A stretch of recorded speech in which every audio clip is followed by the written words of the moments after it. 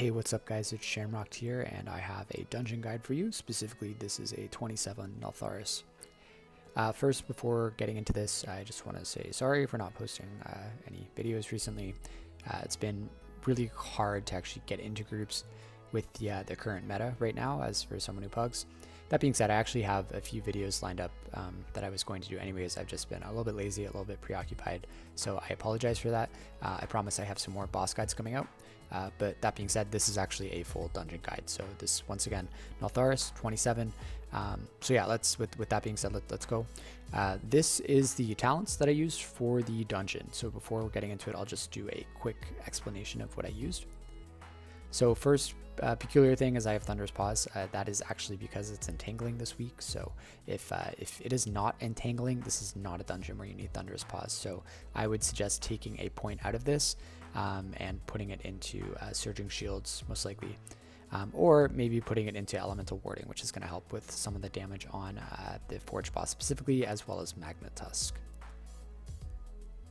Second, I do have Static Charge as my Capacitor Totem Augment talent. I actually might suggest using Guardian's Cudgel instead. I was just using Static Charge to see how it worked with this dungeon, but I think Guardian's Cudgel is a little bit better with the way that the adds work, specifically the flares that cast Melt, because you stun them, then they start casting Melt again, and then your stun happens again. So it's actually a nice like 1-2 punch on them. Same with the Thaumaturges, having the double, like the Guardian's Cudgel, where you have one cap right after the other, helps with that as well. Also, though, it kind of depends on your group because you don't want to stun lock things. So anyway, Static Charge or Guardian's Cudgel, you can use either. I would suggest using Guardian's Cudgel though, and especially on a Fortified week, getting at least one of these talents is going to help a lot with the CCing that is required. Make sure you bring your improved Purify Spirit, which is your Curse Dispel. It's going to help in the last boss. Although that being said, with the current meta, you're probably going to have a mage and you're probably going to have an evoker who can help out with this as well. So if you were desperate to put this point somewhere else, you probably could. Just make sure that your group is okay with doing the dispels on the last boss. Right, next I do have both Thunderstorm and all of like fully talented into Thundershock. This is really going to help with both the Thaumaturges as well as the flares. All very important for getting through this, especially on a Fortified week, but honestly I would probably recommend it on Tyrannical as well. Other than that, I don't have a lot of, like you'll see that's basically a lot of utility, so I have to sacrifice some healing talents for that. I do still keep Fire and Ice and Ancestral Defense. I think the Leech is really good in this dungeon. Swirling Currents I keep over Surging Shields just because you really want some nice big cloud bursts on both Magma Tusk and the Forge Master boss. It's going to help out there, and actually the Chains boss as well. And that's pretty much it. You'll notice I don't have Recall, I don't have Mana Spring. I actually went into the Graceful Spirit, which reduces the cooldown on Spirit Walker's Grace, which is going to be helpful for both Magma Tusk, Forge Master, and just throughout the dungeon in general. Looking at the left side, I have Stormkeeper as my DPS talent. I don't have Lava Surge or a Master of the Elements because I have Wave Speaker's Blessing. I have 2 points in Ancestral Vigor. So basically going with all of that is going to make it so I can only take one DPS talent. You might think it's also weird. I am running Flow of the Tides. I actually think this is an amazing dungeon for Flow of the Tides, just the way that the boss damage, and also on a Fortified week, the trash damage as well. Super bursty, so having you know, really souped up chain heals that you can rely on by just using Riptide as ammo, it's perfect. So you may think it's weird to have Wave Speaker's Blessing as well as Flow of the Tides, because the Wave Speaker's Blessing is really supposed to help just extend your Riptides, which may be not so smart if you're actually eating them up with the Flow of the Tides. But what it does is that actually gives you more ammunition. So if you have a Riptide that would have been gone, with Wave Speaker's Blessing, it's actually still there for you to use. So it really does help. You also might be thinking that Flow of the Tides does not synergize well with the P-Wave playstyle, which is getting Undulation for up to two stacks on the counter. I use specifically Spectre Shock's weak aura, but there are other ones out there, so I highly encourage you. It's this guy right here. You'll see I'll cast a Healing Surge, and it basically counts your charges up to Undulation.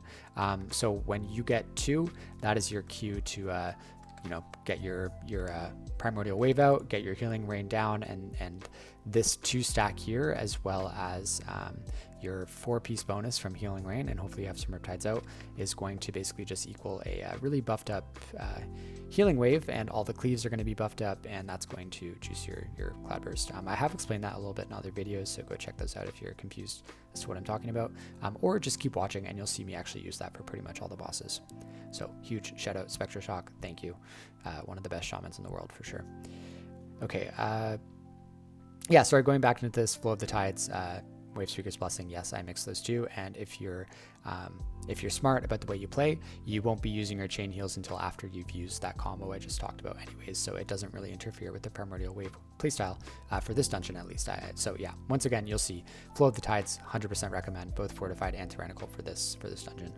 That being said, if you're someone who's more comfortable with Ancestral Reach, that is totally fine as well. Okay, yeah, and that's the talent. So if you have any questions about this, feel free to ask in the comments.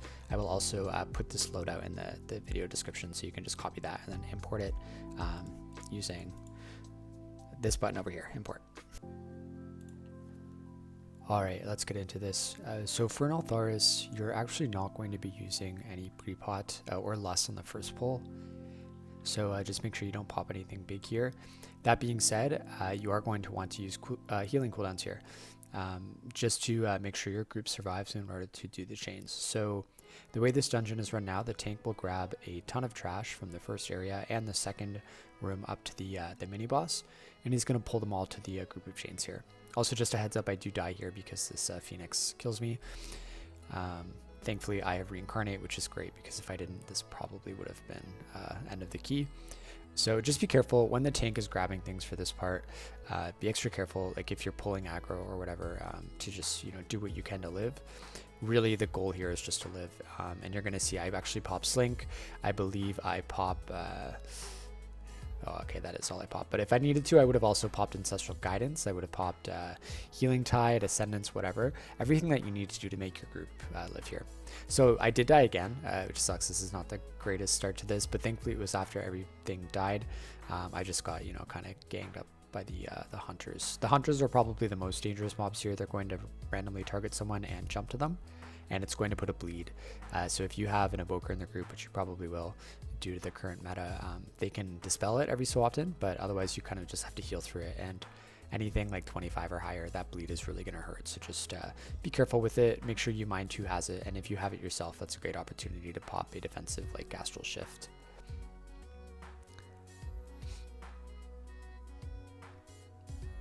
Alright, so because it's Bolstering, this guy got really big, and so we kind of just had to kite him to the next area. Because it's a Fortified week, we're also going to Lust on this next trash pull, just because there's a lot of mobs that we pull here, and there's really no reason to hold it for Magma Tusk on a Fortified week. You should be able to get that fight without Lust. That being said, if it was a Tyrannical week, you would definitely want to be using Lust on the first boss. Alright, so you'll see there the tank was getting kind of low, so I did pop Ancestral Guidance just to help through this pull. I really probably didn't need it, other than I sort of panic pressed it because of the tank. I am using a DK tank, like a Death Knight, so you'll see his health yo-yos quite a bit. It's a little bit scary, but we're actually able to make it through okay, so it's not that big of a deal. Alright, so these pulls, they have the Thaumaturges. These guys really suck. There's two things they do. First, they cast something called Molten Core, and if they get that off, it's pretty much game over. You're gonna wipe. It basically summons an elemental that will spam cast AoE damage on the group that just like ramps up in damage, and it becomes unhealable very quickly.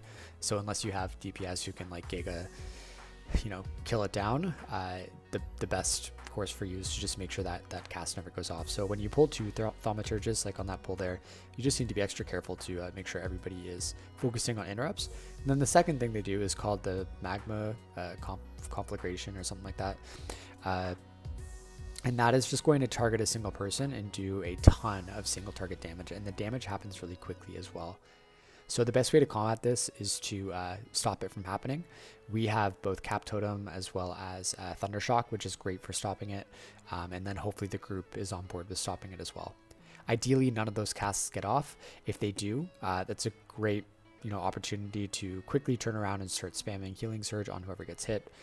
If you need to, you can Spirit Link. However, it's better to save that for the boss if you need it there. But it's better also than having anyone die here, because usually what happens is the tank will pull some of this trash once the Thaumaturge dies onto the Mammoth, and that's going to help some of your DPS get some extra damage, specifically the Shadow Priests and I think the mages as well. So this boss, not super hard, especially on a Fortified week. They've made it a lot easier than it used to be, but really the goal for this boss is just to make sure that he doesn't ever charge really far away from the group, for two reasons. One, it fills the room with fire that's not needed, and second reason is it kind of spreads the group out. So my trick for this boss is to always kind of position myself behind him so that he charges into a wall, and also, you know, hopefully into a place where he's already been with the fire. My second trick for this boss is to not use any cooldowns until the third eruption that he does, and that is going to make sure, that's basically going to ensure that you'll have enough cooldowns to get through the fight. It's less important on Fortified, much more important on Tyrannical when the fight lasts a bit longer, but you'll see. So I don't use anything for the first two eruptions, and then I use a Ancestral Guidance. To help out with that, hopefully you're using Spectral Shocks or somebody else's Undulation counter weak aura, and what you should do is make sure you get that count to 2 before the Volatile Mutation, the eruption happens. And you're also going to want to put a Healing Rain down, make sure you get Riptides out, and the combination of having the 2 charges on Undulation as well as your 4-set bonus from casting the Healing Rain while having Riptides on is basically going to make your next healing wave, just like Giga Chad, top up the group. And if you have a Cloudburst down as well, you'll notice that it fills that Cloudburst, and then you can use that later when the healing gets really intense. This combination is amazing for this fight specifically, especially later in the fight when that dot starts to last a really long time, because what you need to do is really fill a Cloudburst totem up, and then you can use that when shit gets tough. Alright, so for this one, like I said, the third one, I actually use Ancestral Guidance. The next one, the fourth one, it's really up to you. You can either use Ascendance, or you can use Healing Tide. So for me, I usually wait to see where he's charging and where he's going before I pick. Healing Tide is great for when the group is really spread out, and then Ascendance is great for if you're able to kind of stay together. Also, just like I went over the talents in the beginning, I did use, I did spec Flow of the Tides for this dungeon. Flow of the Tides is great for this boss specifically. Just make sure you're targeting people who have their Riptides running out, and that's going to help give some nice big burst of heals. To fill your Cloudburst, but also just to get through this dot.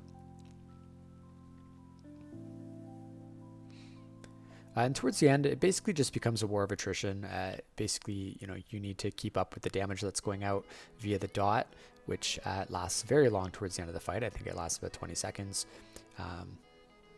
And basically just making sure that you use your cooldowns spread out for each of these Volatile Mutation casts. The last cooldown that I have that I didn't use is Spirit Link Totem. That's kind of awkward to use in this fight just because everybody's a little bit spread out. It's more of like a last ditch sort of, you know, when you don't really have anything else to pop and you're really in trouble, that's when you should use Spirit Link. But otherwise, it's actually better to probably save for the next pack, because you are going to be doing a big giant pull with lots of mobs with the chains, which you'll see in a second. So if you can save Spirit Link for that, please do, because it will make that fight, or sorry, that pull a little bit easier for you.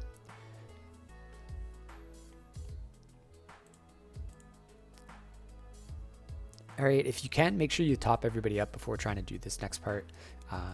You'll see I actually use Primordial Wave there, just because I know it's probably going to be up at the time I need it when we get to the end of the hallway with this.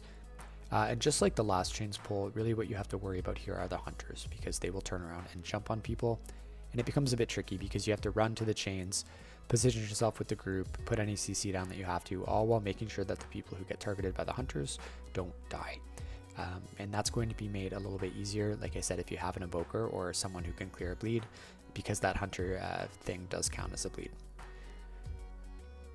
This also is a little bit tricky for a healer. It kind of depends on your tank, but while the tank's running and getting everything, you do have to put a few heals out, and sometimes that will get you aggro. So just, like I said, be careful. Use Astral Shift if you need to.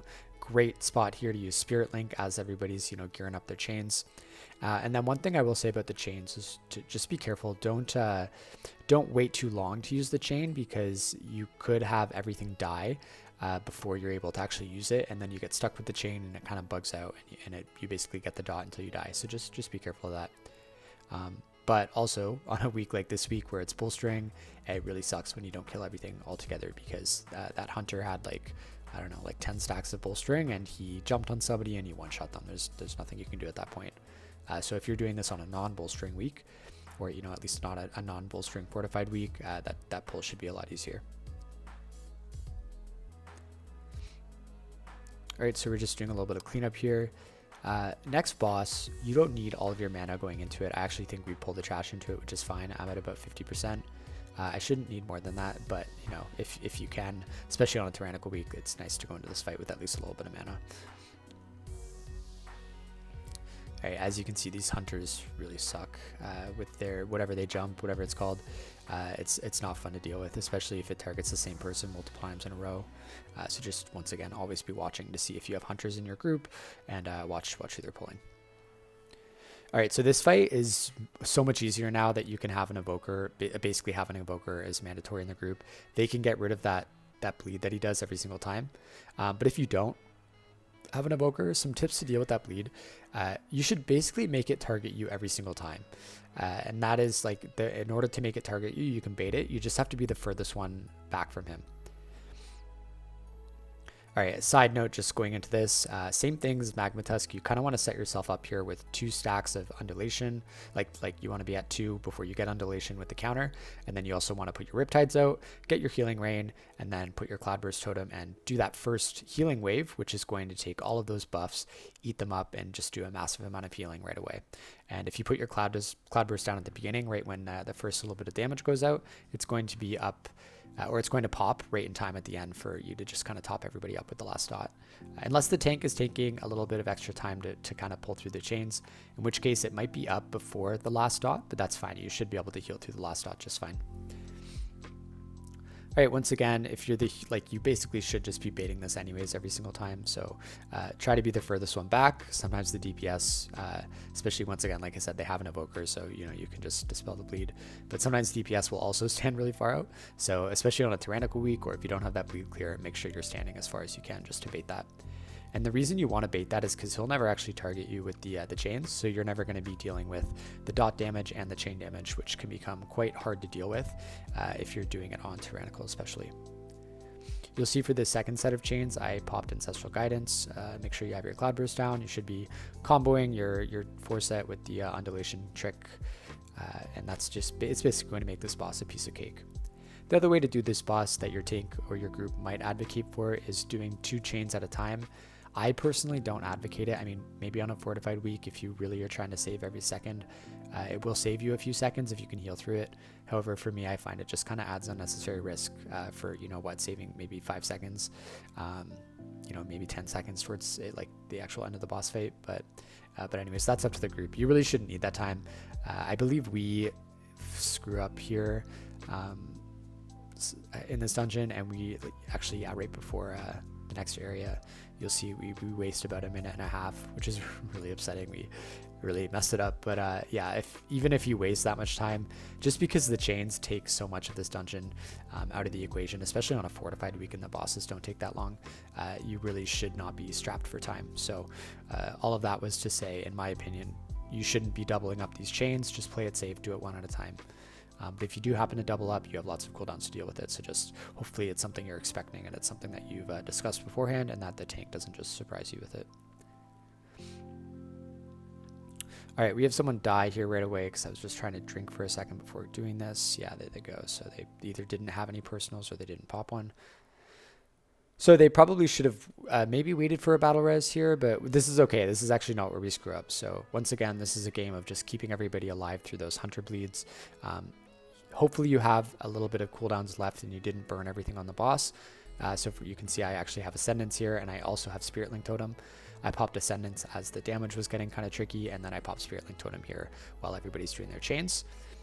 Make sure you do your part, get your chain as well. And thankfully, we were actually able to kill all of those guys with only 4 chains because our 1 DPS had died and released.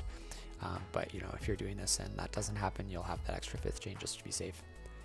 That's another one. Well, I will say though, be careful not to pop your chain too late, because if you do, you run the risk of getting stuck with that chain dot.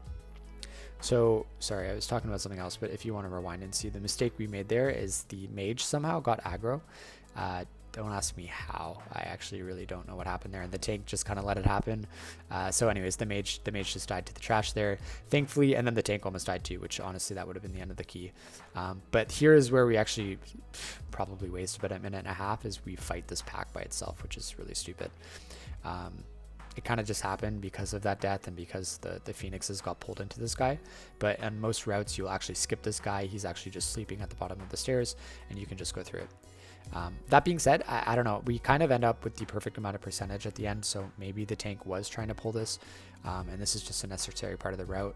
For me, it seems like a bit of a waste of time because you're really only dealing with one mob here. I mean, at least I would say pull it into the next pack, but it's also a hunter, so it's dangerous. So I don't know. Either way, this actually ends up working out. It just it sucks because it felt like it took forever to kill this guy. And you'll actually see I had to pop, if you check it out, I have to pop nature swiftness in order to keep someone alive with that hunter dot, which is unfortunate to waste that, but I guess it's not a waste if it was used to keep someone alive. But I was hoping to have it for the next pack. This next pack can get a little bit dicey. You have 4 flares, which they all cast, and if they get one cast off, it's going to do at least like 60% of someone's health on a 27, maybe even more. So you want to make sure that you're trying to coordinate with your group. We're actually not in Discord, this is not coordinated, but just, you know, watch your group, watch what AoE stops they're using, and remember you have 2. You have your cap totem and you have your thundershock, and then you can also just use your regular interrupt as well if you see one's going to get through. Very important to stop as many of these as you can. If 1 goes off, it's fine. If 2 goes off, you just have to hope that they don't target the same person. But if 3 or 4 go off, you're most likely looking at a death, so just be extra careful with that. The lava that goes on the ground from these guys really hurts. Just make sure you're not standing that, especially if they're bolstered. I think it hurts even more. But anyways, we're going to go to the next group here. Sometimes you'll sneak by these guys. We're actually pulling them, which is totally fine. This one's interesting because you wanna stop the melts, but you'll see here those dragonbone axes that those other guys do. Those are equally as important to stop as the melt, if not more important. It is a bleed that goes on a DPS, and it's a really painful one, especially on Fortified. So if you have any bleed clears, that's not so bad. But if you don't and you're stuck healing there, it sucks because you're gonna go through a lot of mana trying to keep whoever gets hit by it alive, and it's also gonna make you not able to DPS. It's gonna be harder to interrupt because you're really just focusing on keeping those people alive who got the bleed. So with that being said, make sure you're using Thundershock to stop the bleeds for this pull. And once again, those are the Dragonbone Axes. And there you go. I see I stopped another 2 there. They also do another thing. I think it's called Pierce Marrow. I'm not exactly sure how it works. I apologize. They basically target someone and they charge toward them. And it's pretty much an automatic death. So I think the goal here, actually, they're going to use them here. Thankfully, yeah, we stopped them. Someone stopped them at the last second there. But if you can't stop them, I don't know if the tank needs to go like between the people, like whoever they're charging and the mob to intercept it. But yeah, you'll see that actually hit the mage. It killed them. Thankfully, they had cauterized up, so they were able to live through it. But yeah, I'm sorry. I actually don't know exactly how that works. If you do, maybe you can put it in the comments. That'd be awesome. But either way, best case scenario for all of this is to just make sure you're AoE stopping both the Bone Splitter Axes and the Pierce Marrows. Next pack is actually not so bad. So what most groups will do, and I think this is a great strat, is pull the dudes that do the melt, the flares, pull 2 of them with this group, and then they usually die quicker because they don't have a lot of health, and once they're dead, you pull the other 2 as well. Because it's bolstering this week, just note that, you know, when they die, or actually I guess this was last week, but if you're doing this with bolstering, just note when they die, the rest of everything gets more powerful, so just be wary of that. Really, the only guy you have to worry about here is the Forge dudes. They do the Forge Stomp, which is just like a quick AoE on everybody, but more importantly, they put a really nasty dot on the tank, and it's like the strike that puts the dot down does a ton of damage. It can actually one-shot a tank if they're not careful, especially with bolstering, so just, you know, be aware of that. With these groups, with the Forge guys. It's actually this group and then the 2 groups before the boss. Alright, the mode of combustion that the guys do, don't worry about stopping that. If they're doing it at the same time of the melts and like you're getting an AoE stop in, that's great. But realistically, if it goes off, it's just a quick dispel that you have to do on whoever they're targeting, so not that bad. It's more important to stop the flares.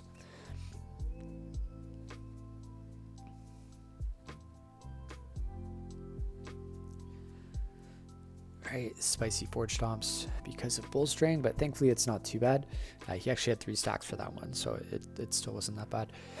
Okay, this is where things can get a little bit spicy. So tanks always do this differently, I find. So this tank pulls this group, and I believe he pulls the group on the left of us. I think he pulls it up over the ramp to once we get these 2 flares dead.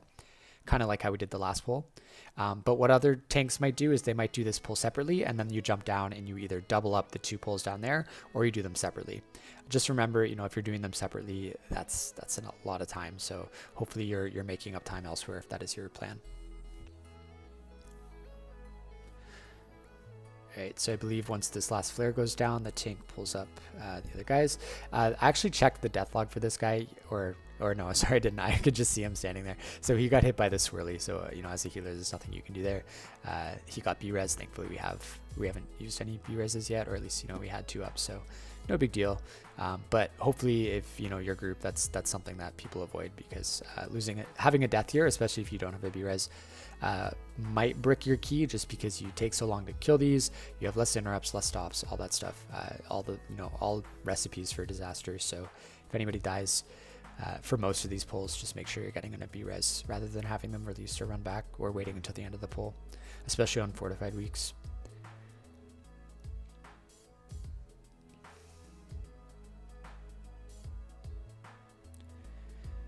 Alright, so tank got hit by something very painful. Thankfully they had their sheet death, so they didn't die. I think it might have been the blacksmith's thing. Either that or they maybe stood in a swirly. I'd have to rewind it and see. But you know, most important thing is that they had the cheat death and we were able to heal them. Had they died, we would have had to just B-res them really quickly and hope nobody else died. All right, so going into this boss, or sorry, we have one more pull, so we're going to do the other pull and then go into this boss. Very important, I found the best strategy.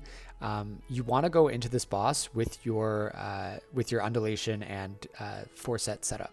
So you want to make sure by the end of this pull, you want to sort of plan it so that you have 2 charges on your undulation, you have lots of riptides out, and then you can get a healing rain down right away. And that's going to make the first part of this boss super easy and hopefully make it so you don't have to waste a cooldown. If you are doing this on Tyrannical, you may want to use a cooldown anyways on the first stuff that he does.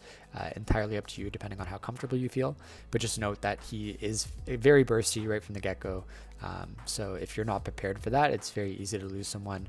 And if it's Tyrannical and you're lusting and you lose someone there, it's extra bad. So you really want to set yourself up after this pack. However your tank's pulling it, just know going into this boss, have those 2 stacks of undulation, have lots of riptides out, get that healing rain down as soon as you can, get the cloudburst down, and then, you know, do what you need to do. And you'll see it'll make a lot more sense when this boss pulls and you can see what I've done. All right, so I got my healing rain down. I have my cloudburst down, I have my whole thing set up, and I used my healing rain, or sorry, I used my healing wave, and that basically just, you know, topped everyone up, boosted my cloudburst really nicely. And what that does is it sets me up for this set of dots, and then I can just pop my cloudburst and that will top everybody up. And you'll see this is basically what I do for this entire fight. The game is healing people through that burst and then setting yourself up for the next round. So as you can see, as soon as he starts putting out these swirlies, I try to put a healing rain down right away because I don't want to have to spend time casting it here. And then I set myself up with primordial wave, cloudburst down, and then healing wave, and you'll just, once again, just like clockwork, you do the same thing every single time. And it gets easier than doing it the first time because you can actually use cooldowns for all of the subsequent ones. So for that one, I used Ancestral Guidance. The next one, I'll probably either use Spirit Link Totem or Ascendance, and you basically just cycle through. So as you can see, 2 charges undulation, healing rain down, put that cloudburst down. This time I used Spirit Link, and then I got my healing wave to top everybody up and really boost that cloudburst. Now that the the dots are going out, I have that cloudburst ready to go. You'll see I pop it there, and that tops the entire group. Super, super, super easy. It's a little bit tricky. Like, I would suggest doing, if you've struggled with this boss, go do it on a key where you're not nervous on, you know, maybe a lower key, and just practice this part, because like I said, it's easy, but you still need to get the hang of it. And on that note, getting that healing rain down before the AoE actually happens when you're setting up is really important, because healing rain does take forever to cast, and you don't want to actually be trying to cast it while he's damaging everybody. A great tool for doing this, like if you're really good with those swirlies, you can start casting Healing Rain right away, and even if a swirly targets you, which it probably will, if you get the timing down, you can basically stand there and you know that it won't hit you, like I do right here. But in the case that you are just having not great luck, or you kind of mistime it, that's a great spot to use Spirit Walker's Grace, and then you can move while you get that Healing Rain set up. This is another boss where I find Flow of the Tides super useful. Once you've set up your undulation tier set, or sorry, 4 set with the P wave, and you get that out, you can start eating up those Riptides with your chain heals, and that's just, once again, going to make this fight super, super easy to heal. And there you go, so easy. So this is a 27 Fortified, so it's probably equal to what, like a 25 Tyrannical. I actually have used that strat. I have a 26 Tyrannical that I was going to make a video for, but then I got this 27 and I figured I'd do that instead, just because it's, basically the same tactics for the bosses, but this is going to show you when the trash is really bad. And this dungeon is pretty tough with bad trash. It's also tough with bosses. So anyways, yeah, I just went with the higher number, but you can, I promise you can use all of those strats on tyrannical bosses, and that's going to, it's going to work for you. Up to at least a 26, I confirm. I'm pretty sure it would work for a 27 as well. So we have a one more lust that we're going to be able to use here. My thoughts would be to either use it on the last boss, or, because you can't really chains the pull before the last boss anymore, which kind of sucks, use it there. And you'll see that's actually where we end up using it, is on that pull before the boss.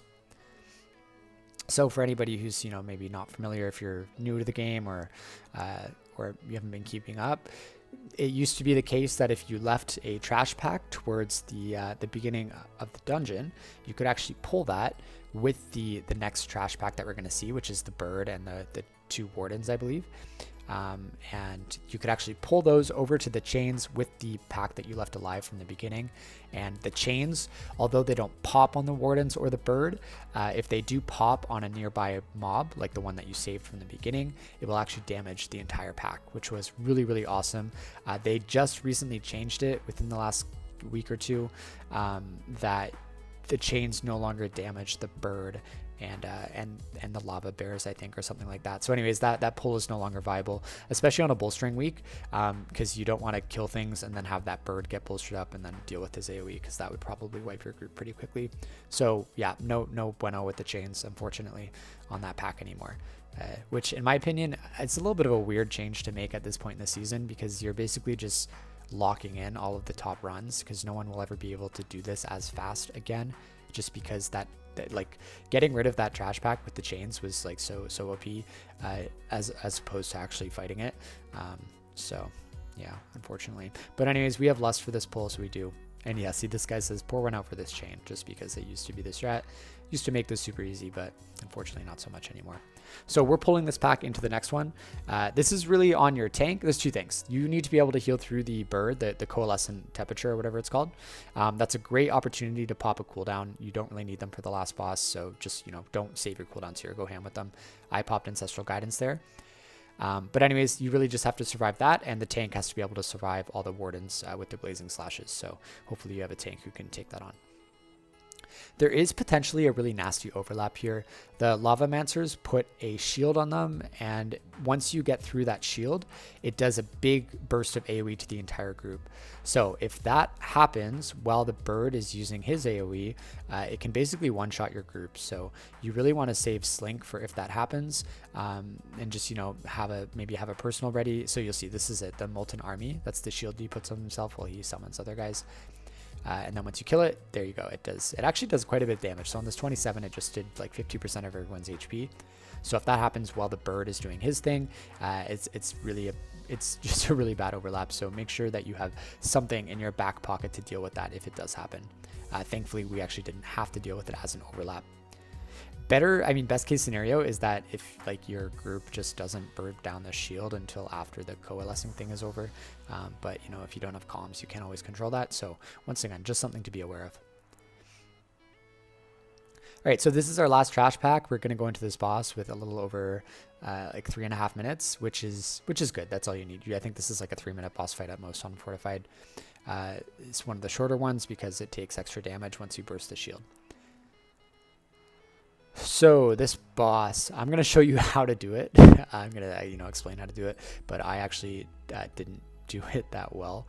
I used all of my shield breaking abilities too late, so he was already stunned by the time I used them, which is kind of silly. But other than that, I will show you exactly how to do this boss and make it easy. So a couple of things.